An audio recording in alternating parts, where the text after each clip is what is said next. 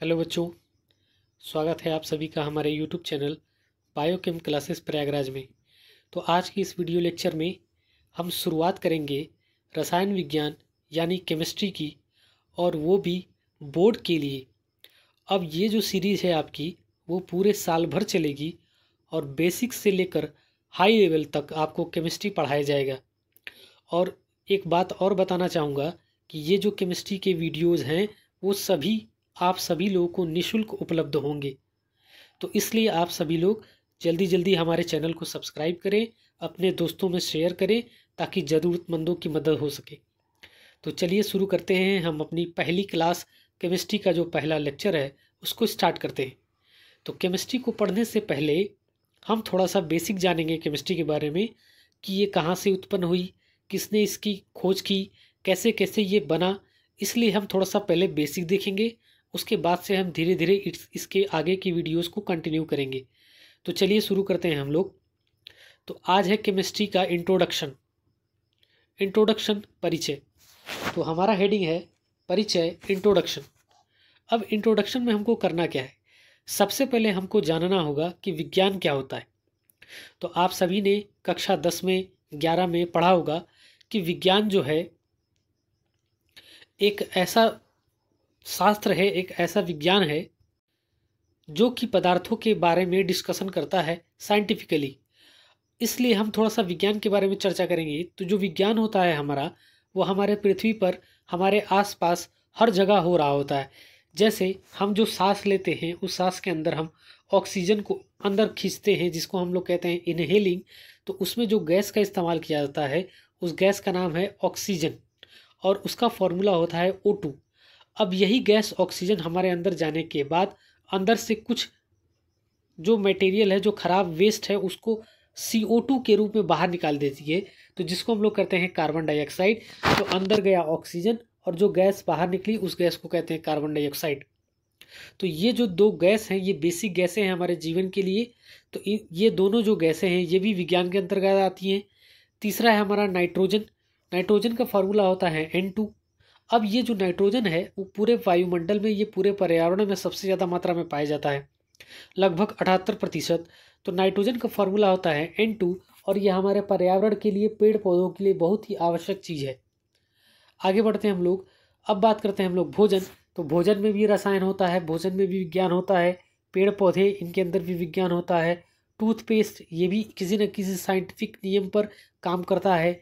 पानी हो गया जिसका फार्मूला H2 हो गया। दवाएं हो गई, ऐसे कई सारे बहुत सारे एग्जाम्पल हैं। दवाएं हो गई, खाद हो गए इत्यादि, ऐसे बहुत सारे एग्जाम्पल हैं जो इसे विज्ञान के अंतर्गत हम लोग पढ़ते हैं। अब हम लोग बात करेंगे कि विज्ञान की टोटल कितनी शाखाएं हैं।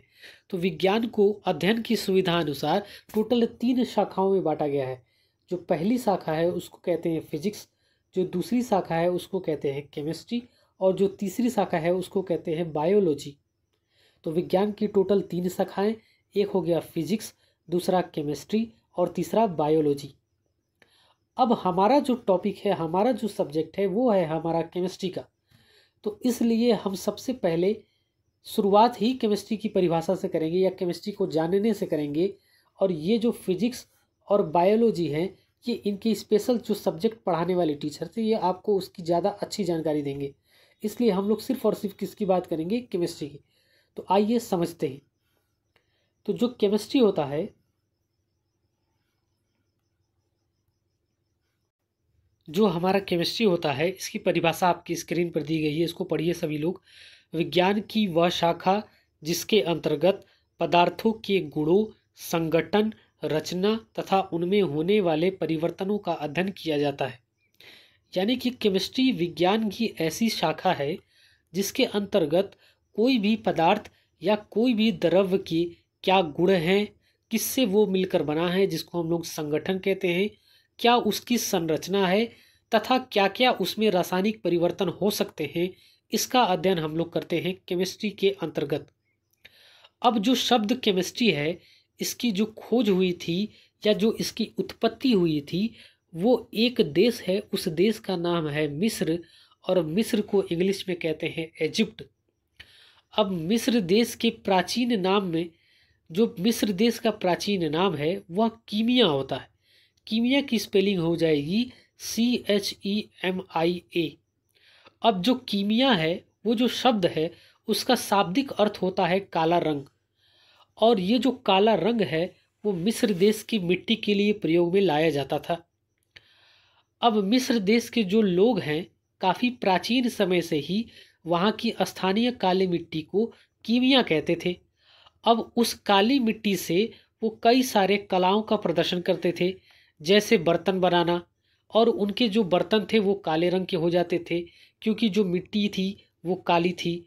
उस मिट्टी के अंदर कुछ औषधीय गुण भी पाए जाते थे, जैसे उस मिट्टी को अगर कोई लगाकर नहा लेता था साबुन के तौर पर, तो उस मिट्टी द्वारा उसके अंदर कुछ औषधीय गुण थी, जिसके वजह से जो भी व्यक्ति वहाँ का होता था या जो भी उस मिट्टी से स्नान करता था, उसके जो स्किन की बीमारी है वो दूर हो जाती थी। तो वहाँ के लोगों ने जो स्थानीय मिट्टी थी कीमिया, उसको मिस्ट्री से जोड़ दिया और एक नया शब्द का इजाद हुआ। उस नए शब्द को हम लोग कहते हैं केमिस्ट्री, जिसे हम लोग आज पढ़ते हैं। और जो हमारा टॉपिक है, जो हमारा चैप्टर है, जो हमारा बुक में दिया हुआ है, उसको हम लोग कहते हैं केमिस्ट्री। तो केमिस्ट्री की उत्पत्ति आप सभी को समझ में आई। आगे बढ़ते हैं।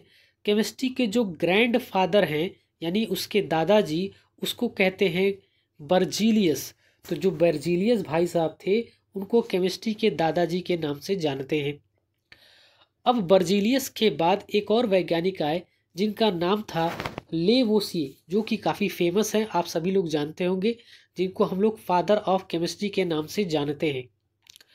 एक और बात ध्यान रखिएगा कि जो लेवोसिए हैं, उनको फादर ऑफ मॉडर्न केमिस्ट्री भी कहा जाता है। वैसे तो केमिस्ट्री की खोज काफ़ी समय पहले हो गई थी, लेकिन जो इसको आधुनिकता प्रदान की गई है, जो मॉडर्न टेक्नोलॉजी के साथ जोड़ने का सबसे बेहतरीन या सबसे शुरुआती प्रयास जो जिसने किया था, उनका नाम था लेवोसिए, जिनको हम लोग आज भी फादर ऑफ केमिस्ट्री के नाम से जानते हैं। एक बात और याद रखिएगा, जो हमारा रसायन विज्ञान है, जो हमारा केमिस्ट्री है, इसको विज्ञान का विज्ञान भी कहा जाता है। ऐसा इसलिए होता है क्योंकि कोई भी ऐसा विज्ञान नहीं है जिसमें केमिस्ट्री का प्रयोग ना किया गया हो। इसलिए केमिस्ट्री को हम लोग विज्ञान का विज्ञान भी कहते हैं। आगे बढ़ते हैं हम लोग रसायन विज्ञान की शाखाएं। अब हम लोग बात करेंगे कि रसायन विज्ञान की कितनी शाखाएं और कौन कौन सी शाखाएं हैं जो हमको पढ़नी तो नहीं है, या इनमें से कुछ पढ़नी है लेकिन जानना जो बहुत ज़रूरी है। तो आगे बढ़ते हैं हम लोग। इसमें जो पहली शाखा है वो अकार्बनिक रसायन है। पहली जो शाखा है उसका नाम है अकार्बनिक रसायन, जिसको हम लोग आम भाषा में इनऑर्गेनिक केमिस्ट्री के नाम से जानते हैं। जो दूसरी शाखा है, उस शाखा का नाम है कार्बनिक रसायन, जिसको हम लोग ऑर्गेनिक केमिस्ट्री के नाम से जानते हैं। तीसरी जो शाखा है, उस शाखा का नाम है भौतिक रसायन, जिसको हम लोग फिजिकल केमिस्ट्री के नाम से जानते हैं।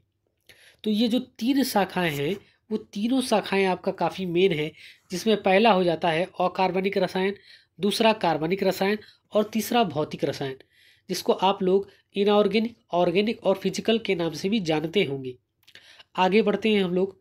अगला जो रसायन है, उस रसायन का नाम है जैव रसायन, जिसको हम लोग बायोकेमिस्ट्री के नाम से जानते हैं। अब ये जो जैव रसायन है, ये कुछ नए टाइप का विज्ञान है। आधुनिक विज्ञान इसको हम कह सकते हैं, या आधुनिक रसायन विज्ञान कह सकते हैं। इसमें दो शब्द लगा हुआ है। एक शब्द है आपका बायो और दूसरा शब्द है केमिस्ट्री। बायो का मतलब हो गया बायोलॉजी और केमिस्ट्री का मतलब केमिस्ट्री। यानी एक ये ऐसा रसायन विज्ञान है जिसमें आपको बायोलॉजी के साथ साथ केमिस्ट्री भी मिक्सअप करके पढ़ना होता है, जिसको हम लोग जैव रसायन के नाम से जानते हैं। अगला जो टॉपिक है, अगला जो रसायन है, वो रसायन है हमारा पर्यावरण रसायन। पर्यावरण हमारे पृथ्वी के लिए, हमारे जीवन के लिए काफ़ी महत्वपूर्ण अंग है। इसलिए पर्यावरण को एक अलग शाखा में, एक रसायन विज्ञान की अलग शाखा में रखकर इसको पढ़ते हैं, जिसको हम लोग पर्यावरण केमिस्ट्री, पर्यावरण रसायन, इन्वायरमेंटल केमिस्ट्री के नाम से जानते हैं। अब इसके अंदर पेड़ पौधों के अंदर होने वाले रासायनिक परिवर्तनों, उनके गुणधर्म, उनकी क्या क्या प्रॉपर्टीज़ होती हैं, उसको जो अध्ययन करते हैं, उसको हम लोग करते हैं पर्यावरण रसायन। आगे बढ़ते हैं हम लोग। जो अगला रसायन है, उस रसायन का नाम है कृषि रसायन, एग्रीकल्चरल केमिस्ट्री।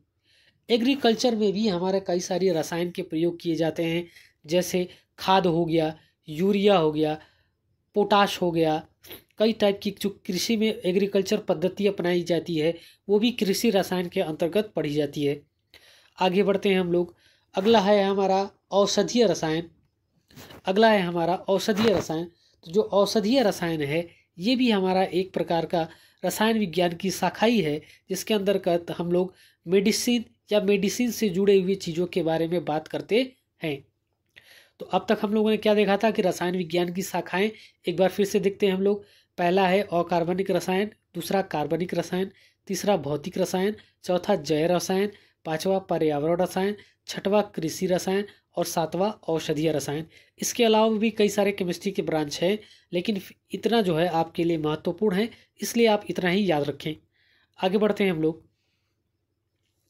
अब बात करते हैं हम लोग दैनिक जीवन के रसायन के बारे में। दैनिक जीवन में रसायन कौन कौन से हैं?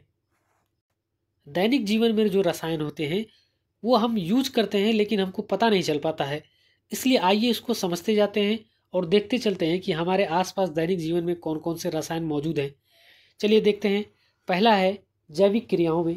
तो जैविक क्रियाओं के अंतर्गत पहला है जैविक क्रियाएं। अब जैविक क्रियाओं के अंतर्गत आप ध्यान से देखेंगे तो आपको एहसास होगा कि जो श्वसन है वो जैविक क्रिया है, यानी कि जीने के लिए आवश्यक है श्वसन। दूसरा है अंतर्ग्रहण।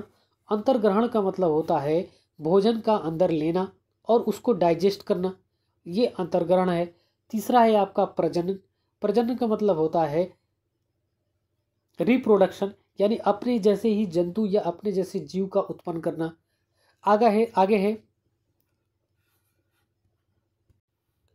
नेक्स्ट जो ब्रांच है उस ब्रांच का नाम है खाद्य में रसायन, यानी कि कार्बोहाइड्रेट। जैसे हम कुछ ऐसे केमिकल्स है जिसके लिए हमारे जीवन को काफ़ी ज़रूरी होता है, जैसे कार्बोहाइड्रेट हो गया, वसा हो गया, प्रोटीन हो गया, विटामिन हो गया, ये सब खाद्य में पाए जाने वाले कार्बनिक रसायन हैं। आगे बढ़ते हैं हम लोग। नेक्स्ट टॉपिक है हमारा चिकित्सा में रसायन। तो चिकित्सा में भी काफ़ी सारे रसायनों का प्रयोग किया जाता है, जैसे दवाएं हो गई, ऑपरेशंस हो गए, ऑपरेशन के साथ यूज होने वाले इक्विपमेंट, मेडिसिन, कई सारी चीज़ें हैं जिनको हम लोग चिकित्सा में रसायन के अंतर्गत पढ़ते हैं। जैसे दवाओं के अंदर कई सारे केमिकल्स का प्रयोग किया जाता है, ऑपरेशन के अंदर कई सारे केमिकल्स का प्रयोग किया जाता है, ये सब हम लोग पढ़ते हैं चिकित्सा में रसायन के अंतर्गत। नेक्स्ट टॉपिक है हमारा ईंधन के रूप में रसायन।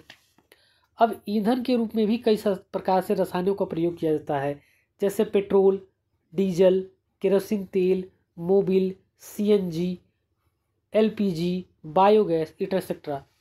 ये सब भी ईंधन के रूप में रसायन का प्रयोग करते हैं। जैसे पेट्रोल, डीजल, केरोसिन, मोबिल, ये सब जो है पेट्रोल, डीजल, केरोसिन तेल, ये सब जो है प्राकृतिक स्रोत हैं, जबकि मोबिल जो है वो कृत्रिम स्रोत है। अब इसके अंतर्गत एक टर्म है CNG, जिसको हम लोग कंप्रेस्ड नेचुरल गैस के नाम से भी जानते हैं। LPG लिक्विफाइड पेट्रोलियम गैस के नाम से भी जानते हैं। बायोगैस, जो आजकल सरकार काफ़ी ज़्यादा बनाने का जोर दे रही है, जिसको हम लोग कहते हैं बायोगैस। आगे बढ़ते हैं हम लोग।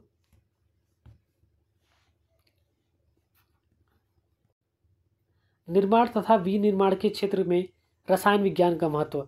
जैसे आप लोगों ने देखा होगा कि जब घरों की ढलैया की जाती है तो उसके अंदर लोहे की छड़ का इस्तेमाल किया जाता है। तो जो लोहे की छड़ है वो भी रसायन विज्ञान का पार्ट है। सीमेंट का प्रयोग किया जाता है, वो भी रसायन विज्ञान का भाग है। जिप्सम रसायन विज्ञान का भाग है। POP रसायन विज्ञान का भाग है। एक बात यहाँ याद रखिएगा कि जो POP होता है उसका फुल फॉर्म होता है प्लास्टर ऑफ पेरिस, और प्लास्टर ऑफ पेरिस का फॉर्मूला होता है CaSO4 × 1/2H2O, जिसके हम लोग कहते हैं कैल्शियम सल्फेट हेमीहाइड्रेट। तो इस प्रकार ये जो है छोटा सा इंट्रोडक्शन था आपका केमिस्ट्री का, और बाकी हम लोग जो है इसी तरीके से आगे भी कंटिन्यू करेंगे। इसलिए आप लोग सभी लोग इस चैनल को शेयर कर दें और ज़्यादा से ज़्यादा लोगों से सब्सक्राइब करवाएं, हमारी मदद करें ताकि हम आपकी मदद कर सकें। मिलते हैं नेक्स्ट वीडियो में, तब तक के लिए जय हिंद।